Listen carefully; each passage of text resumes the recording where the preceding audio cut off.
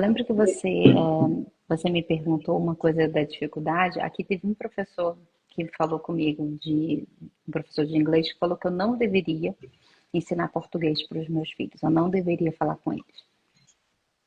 Eu falei para ele, que bom, você não ensina uma segunda língua para os seus filhos. Eu vou ensinar para os meus. E eu Certíssimo. ensinei o português para eles. Eles foram para um colégio francês. Então, eles gostam de línguas. Eu acho que quando você abre, né, na cabeça da criança essa portinha, né, da linguagem, ela permite outras línguas.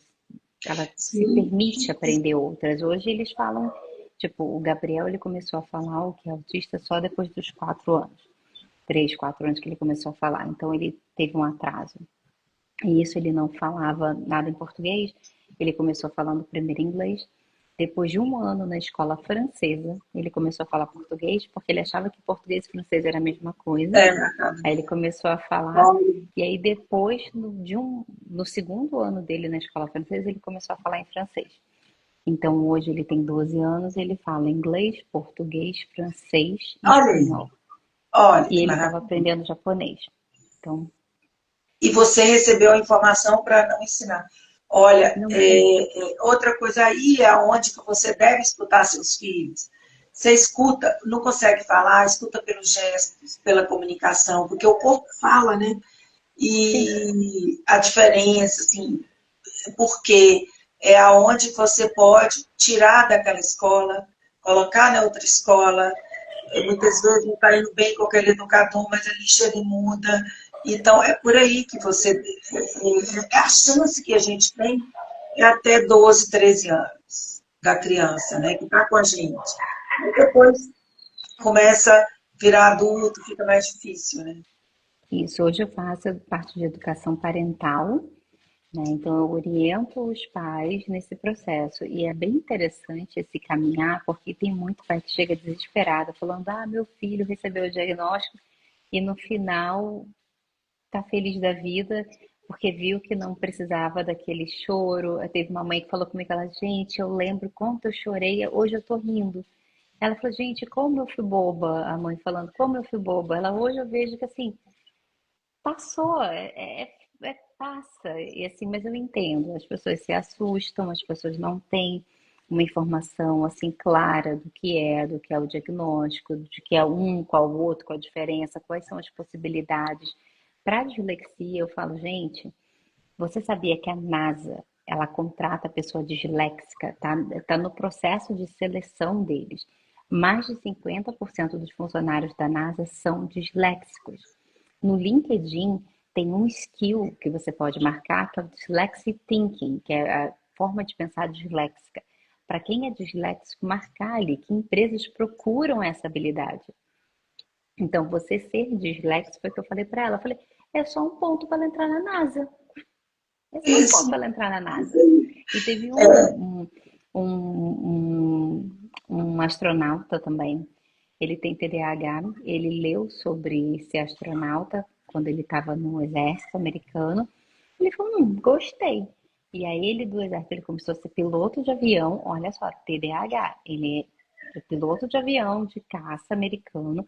Aí ele aplicou para ser astronauta, aí ele é o astronauta que tem mais voos internacionais, porque ele começou a ser o piloto ou motorista, não sei como é que chama, o astronauta responsável por dirigir as naves, e ele era responsável por isso. Então, assim, gente, o mundo é uma possibilidade. O seu diagnóstico é só um degrau para você entender como que você olha para tudo isso. Você tem todas as possibilidades para tudo que você quiser. Isso mesmo. Muito bom. Eu estava vendo a entrevista do Felca, que é um. Ele estava entrevistando a. Estava na live com o filho de Fábio Júnior, um cantor, que eu esqueci o nome dele. Então ele estava falando que ele sofreu muito a vida inteira, porque ele não conseguia estudar matemática, não conseguia estudar ciência, nada, nada. E aí até alguém virar para ele assim, vai estudar música.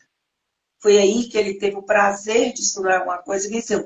Mas ele falou que sofreu muito na escola, na família, com a família, no ambiente familiar. Ele, além de autista, ele tem TDAH, ele tem... Então ele falou assim que em festa, ele não aguentava barulho, ele queria distanciar e ninguém entendia aquilo. Ele tinha dificuldade de entrosar com os amigos. Ele falou que o maior sofrimento da vida dele era querer ser igual a todo mundo, porque os pais falavam, por que você não é igual fulano de tal, igual a sua amiga, igual a sua irmã? E ele não conseguia ser. Então aquilo ali foi muito sofrimento para ele, até ele entender. E agora, na fase de adulto, que ele está gostando, porque o que mostra aí na internet, que é inteligente, ter autismo, é inteligente, né? Faz parte da inteligência ser autista, ter TDAH. Então, ele falou assim, que agora que a sociedade abriu esse estudo, que ele está entendendo ele mais um pouquinho.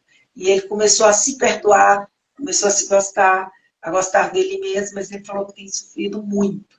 Então, fica aí, gente, olha, a orientação dessa educadora, escritora, que sabe o que está falando, pela experiência, por tudo, no sentido dos pais escutarem o filho, mesmo se não tiver o tempo, igual ela falando, que deve escutar em todos os sentidos, observar, mas escutá-lo no sentido de eu não gosto dessa matéria, eu não gosto dessa professora, eu não gosto dessa escola.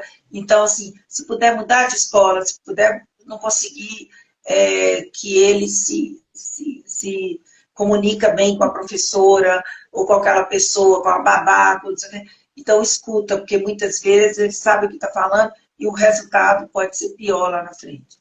Pode ser um Entender. diagnóstico aí em todos os sentidos. É entender o que E está acontecendo. É é entender entender o o que que está está acontecendo. acontecendo. Isso mesmo. Ô, Carla, a carreira e a escrita. Você já publicou 15 livros infantis, inclusivos, né? Inclusivos.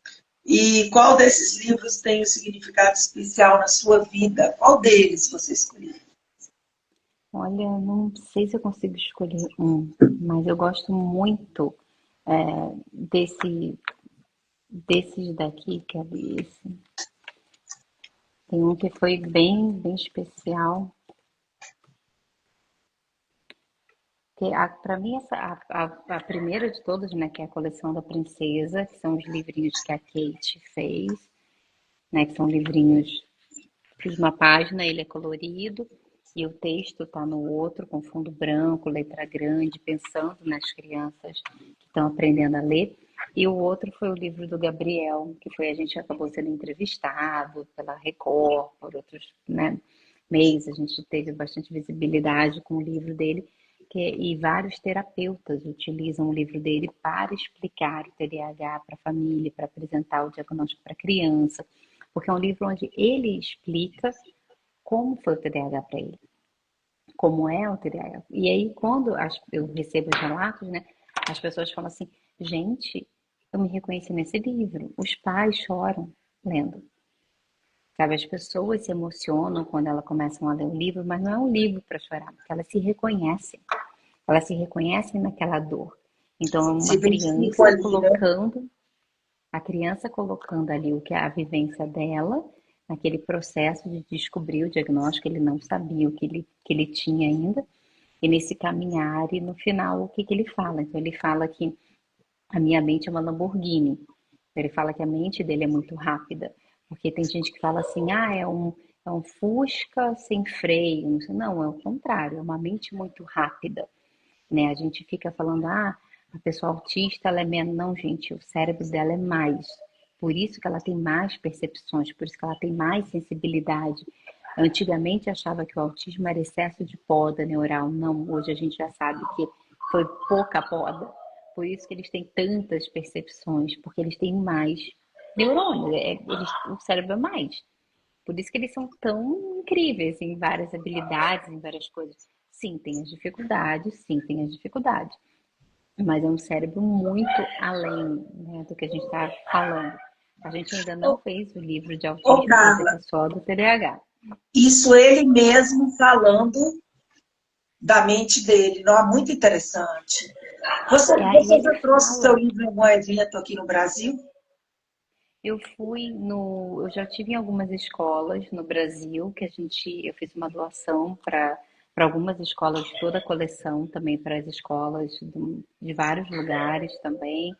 Eu já tive em algumas escolas dando palestra para os professores, né, nesse processo de como identificar, como acomodar as crianças com TDAH e com dislexia em sala de aula. Esse livro, ele é um livro que, assim, faz bastante sucesso com as crianças, porque ele é um livro todo colorido, ele é um livro de uma leitura que também é fácil, mas é uma leitura que a criança se reconhece. Então a criança fala assim: é muito difícil conduzir a minha mente e a minha energia na escola com tantas coisas acontecendo ao mesmo tempo. Então quando a criança ela tá nesse processo de leitura, ela vai se reconhecendo. Ela fala: gente, e os pais, porque como eu falei antes, TDAH é hereditário. Os pais vão se reconhecendo, falam: gente, eu também era assim. Tanto que hoje em dia o número de adultos que recebem o diagnóstico depois do diagnóstico do filho ou da filha é quase 90%.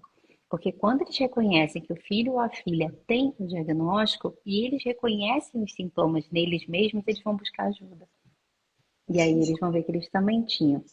Então vai entender toda aquela dinâmica daquela família. Então a cura, né? Eu digo que é uma cura porque você não vai falar: você é uma criança mal educada porque você não para quieto. Não, é maior que isso. A criança tem que aprender estratégias para conseguir manter o corpo dela quieto. Por exemplo, a criança, para manter o corpo quieto, ela pode ter uma coisa que ela vai ficar segurando em sala de aula, que é um fidget, um toy, uma coisinha apertando. Só ela fazer isso aqui, ela de repente consegue ficar quieta a sala de aula toda. Mas tem professor que fala: tira esse brinquedo da sua mão. Isso. Você não pode ter um brinquedo em sala, mas aquilo não é um brinquedo, aquilo é uma ferramenta de acomodação para aquela criança. Então, do momento que ela tem o diagnóstico e ela sabe as estratégias, ela sabe argumentar. A família sabe argumentar com aquela escola, com aquele professor. A família, isso é a importância. E exigir, é o tal do observar e escutar, né? Ô, Carla, então, assim, Bienal e tudo, você nunca vem, não. Você precisa vir, viu, com eles, trazê-los. Sim. Como equilibrar o papel de empresária, escritora e mãe de 3 filhos com necessidades diferentes? É intenso. Eu falo para o meu marido, falo: gente, eu trabalho para pagar a terapia. Eu trabalho para pagar terapia, para comer e para viajar. Tipo assim, se eu quiser comprar, né, coisa Bom diferente, demais, é Uai. para isso. É A para vida isso que é eu feita disso trabalho, aí, Uai. para isso. Aí eu falo que o dinheiro do marido é para pagar a conta. A minha é para o resto das coisas. Eu falo: é para a gente poder viajar e para pagar terapia, e é isso. Bom Mas eu demais. vejo os benefícios da terapia. Então, assim, se vocês, pais que têm filhos com diagnósticos, busquem as terapias que são recomendadas pelos médicos, porque faz muita diferença e vai facilitar depois. Se você fazer terapia no início, né, do diagnóstico, depois vai ficar mais fácil, tanto para os pais quanto para a criança. Com certeza. E não deixar, primeira coisa, entrar no remédio, no medicamento, o corpo vai ficar dependente, mas as reações estão ofuscadas, né? Eu não entendo, mas eu imagino que possa ser uma coisa assim, né? O remédio, ele também é uma forma de tratamento, sim, é uma Sim, forma válida, mas ela não deve ser única. Ela deve vir com outras ferramentas, né? É igual, de repente, tipo, uma coisa é você pôr o óculos, você vai enxergar. O medicamento vai te ajudar. No caso de quem tem problema de visão, você precisa daquilo para sempre. É igual um remédio para quem tem problema de pressão, para sempre vai estar ali. Mas para quem tem, não existe, gente, remédio para dislexia. Não existe. Nada, é zero. Só existe tratamento. Não tem medicação. Então, se alguém está vendendo medicação, não é furada. Autismo também não tem medicação para autismo. Então, você vê o povo falando, é medicação para sintomas. A criança não dorme, ou a criança é muito agitada, vai medicar um sintoma, mas não existe medicação para autismo. Então, dislexia e autismo não tem medicação. Você tem medicação para sintomas relacionados ao autismo, mas dislexia nem tem sintoma, é leitura. Então, não tem remédio, é só a terapia que você vai fazer. Já o autismo, você tem alguns comportamentos que você pode medicar. Já o TDAH tem medicação. Ele tem medicação para ajudar na concentração e também na hiperatividade. Você vai diminuir a sua hiperatividade mental e física. Então, existe medicamento para isso.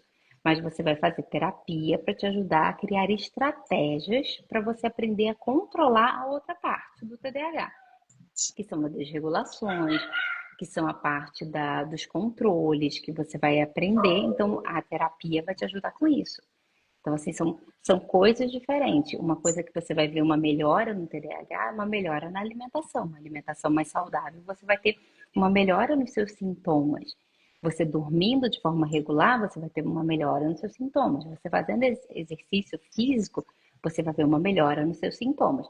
Isso acontece na dislexia? Não. Você vai comer, vai fazer exercício ou não, não vai mudar a sua dislexia. No autismo, não vai mudar. No TDAH muda. Então, assim, cada um deles tem um processo diferente de tratamento. O tratamento da dislexia normalmente é fono e psicóloga para a parte emocional. Mas para ajudar é fono. Você vai fazer fono para poder ajudar na dislexia na leitura e a psicóloga pode te ajudar nas questões emocionais. Se você se sentiu, sei lá, inferior, tá inseguro, vai te ajudar nisso. Mas já a dislexia mesmo é a fono. Já o autismo, você vai ter a fisioterapia, você tem a terapeuta ocupacional, você tem a fono, você tem um mundo de tratamentos, porque você tem a parte social, você tem fala funcional, você tem um monte de coisas, mas tudo isso não existe uma medicação, não existe uma medicação que faça você falar, não existe uma medicação que faça você interagir com as outras crianças. Então, assim, vai, porque tem criança que tem dificuldade de dormir, tem criança que é mais agressiva por algum motivo, então os medicamentos vão ser relacionados a isso, não às outras partes do autismo. Já o TDAH, você tem outras ferramentas que auxiliam. Propósito e impacto, Carla. No seu Instagram, você compartilha conhecimento e sua jornada. O que mais te motiva a expor sua vida pessoal e desafios para o público? Eu acho que é ser exemplo. Acho que as mães precisam ver exemplos que dão certo. Então, quando eu vou num grupo e compartilho, as mães estão reclamando que as crianças autistas não estão comendo, eu falo, olha, essa é fase, vai mudar, eu compartilho, foi difícil no início, mas hoje está mais fácil. Às vezes vão ter casos que realmente vai ficar igual, não vai ter muita mudança, mas tem casos que sim, melhora. Eu até botei no grupo que eu participo e também lá no Instagram, falando da terapia de neurofeedback, que é uma terapia que você usa por sons, né, que vão no cérebro, como que ajudou, como que está sendo feito. Eu compartilhei essa jornada de medicação, que a gente tentou uma primeira medicação que não deu certo, uma segunda que não deu certo, a terceira deu certo. Que eu mostrei, não é só tipo que tem a medicação que vai funcionar. A medicação do TDAH você tem que testar. Você vai achar a medicação que vai ser, depois você vai achar a dose que vai fazer o efeito.